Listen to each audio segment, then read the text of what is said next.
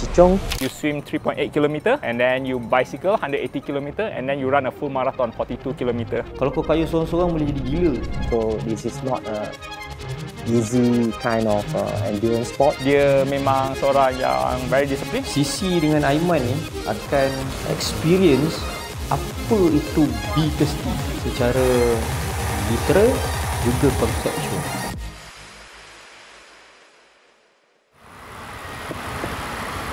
I still remember very clear the memory that time 2019.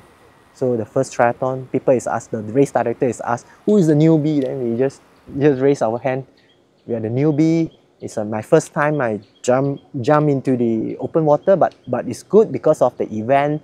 It's a closed environment, even though it's a salt water, but it's a closed environment, quite safe with the swim buoy. Then that's how I start experience the triathlon and all this. So when I tulis the program for him also, he will follow almost like 90-95% lah. Kebanyakan pun memang dia follow, and then almost all the session walaupun dia sibuk dengan kerja, dia datang sikit lambat, but he still show up. So for that is what I need from the athlete, the commitment.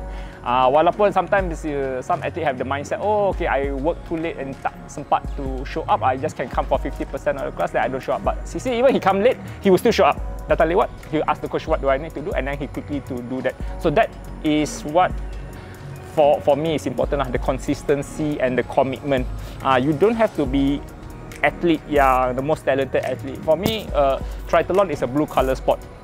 That you come and then you just do the work, and then after a period of time, that's when you start to see the result. So boleh nampak lah that this CC also a bit dah, I think 40 lebih tahun but you can still see the commitment lah that he have and the be thirsty that he have to succeed in this sport. Today we're doing an increasing effort run but decreasing distance. So we start out with a longer distance, maybe slower effort, and gradually we reduce the distance but effort gets higher. So yeah, take a look at what we're doing soon.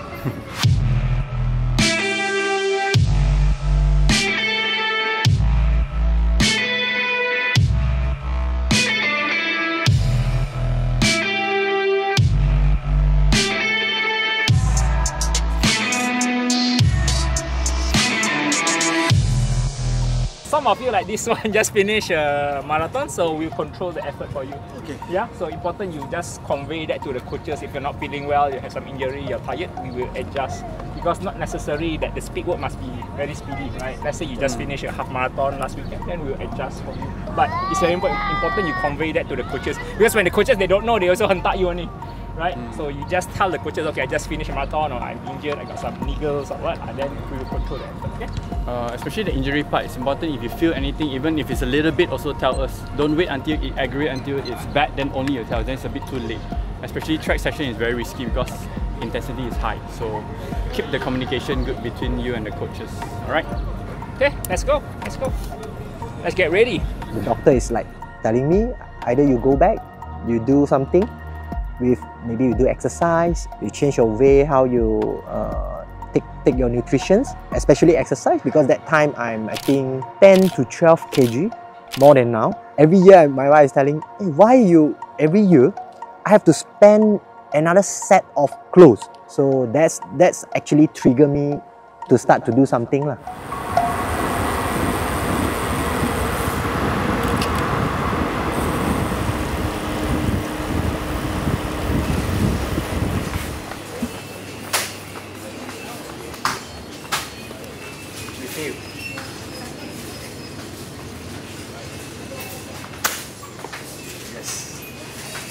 Nice. We are going for zone 2 ride, so it's about 90 km. So right now we are refuel at 55 km, so probably another 35 km to go. So after that we will do a break run. It's about 35 minutes break run. Ayman ni muda lagi, I think 18 tahun. So can see that when they are younger, again the discipline is something that we need to put in. Kadang-kadang dia training dia malas juga kan. Tapi we tell him no, don't. Just go. You know, trainings provided for free.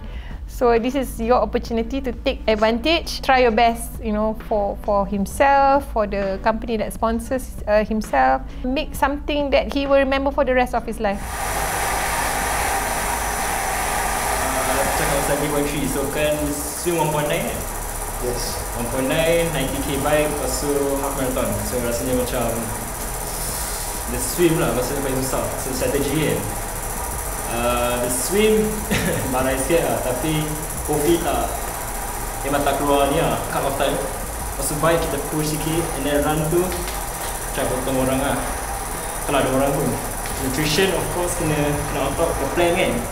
Kita take gel kat top tube, tapi gel tak ada. 2 bottle electrolyte 1, and then water bottle 1.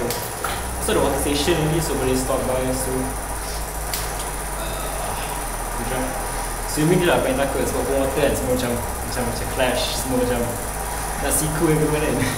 Since our age gap pun tak berapa nak beza banyak pun, sebab some brothers macam dia punya difference of age maybe like 3-4 years, so maybe diorang punya relationship pun tak berapa nak rapat. It was during MCO where I started to go for walks dulu dengan my mum. My mum would paksa me to go on walks because I was boleh consider overweight lah. So and then I start to go on walks, and then eventually that starts to transition to running. So and then nampak Ayman starts to pick up the bicycle yang in our house dulu, our parents punya unused bicycles. So Ayman starts to cycle, and then since we also had a spare bike along, so I bawa macam running ni macam susah lah, so macam ikut cycling lah. So macam wow, cycling feels nice. So then eventually pun taklah macam training seriously, macam for buddy, fun je lah. it's like buddy, right? Macam Buddy. santai-santai All of je us, lah. we all went together. Like macam we became apa, lockdown warriors lah. I mean like during our cycling punya phase pun kita orang ada macam mix juga cycling and running. So I would run with Ayman, I would ride with Ayman juga. So we would train together, and then bila time Merentah Desa tu we would represent our school untuk MSSD Gombak.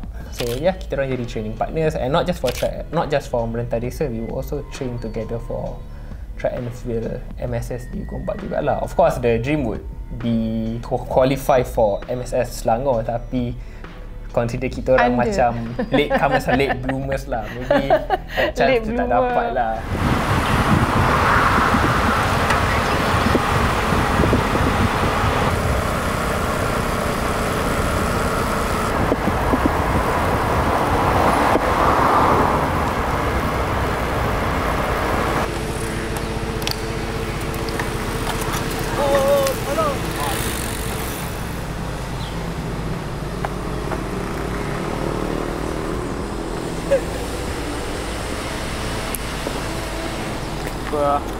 Boleh pasang?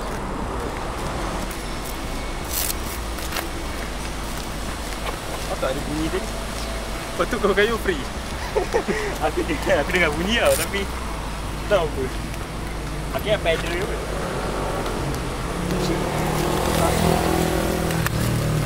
ni.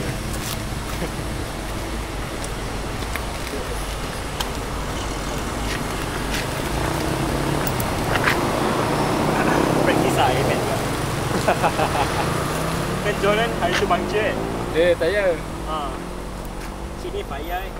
He upgraded our bike, which was 9 speed. So I was like Macam-macam lah. macam-macam. Shopee sampai almost every dia punya handlebar dia tukar from 40mm ada je 36, Shopee 32, and then datang. he upgraded back to 36. Lepas tu the bike punya wiring tension to control the brake, dia adjust, the fine tune. Lepas tu dia punya gear set from 9 dia tukar jadi 11. And then the wheel set tu, the wheel set, kalau you perasan lah kan sekarang ni macam brush steel kan. Before it was white, the whole thing dia tukar lah, the tube dia tukar. He even tukar like the width of the tube. Dia macam he experimented with different width of the tubes, kata, which is more comfortable, which is most sesuai for him. So I would say Ayman is like very macam well versed with his bike. He knows what he needs, he knows what he does not need. So with that, he can expertly tune his bike towards. Itu dia punya specialty lah. Like we was like, wow, your bike now is is Ironman ready, man? I said, yeah, very impressive. Betul. Wah, saya macam it was just a normal entry level bike je when we first bought. So Ayman make full use of it. The bike Ayman yang guna tu, Ayman pun kata lah, it was, okay, maybe back then it was considered light lah. I mean like nak compare that bike sekarang dengan nowadays punya bikes with the new introduction of new technology such as carbon fiber, those bikes can be so much lighter compared to an aluminium bike. Tapi to think about it kan. Tapi his motto is, it's not about the bike. Betul. It's about the rider that handles the bike. Berenang 3.8 km di lautan terbuka, kalau kau buat berenang sahaja, mudah je. Kayuh basikal 180 km, mudah je. Lari full marathon 42 km, mudah je. Semua ni ramai gila orang buat. Ramai. Marathon je berapa ratus ribu orang buat tiap-tiap tahun. Kan, satu dunia. Silap juta. Kayuh 180 km ni hujung-hujung minggu je berapa ramai orang buat. But when you combine these three, itu yang dia jadi the hardest sport in the world. Dan bukti dia, less than 1% of world's population pernah menyudahkan Ironman.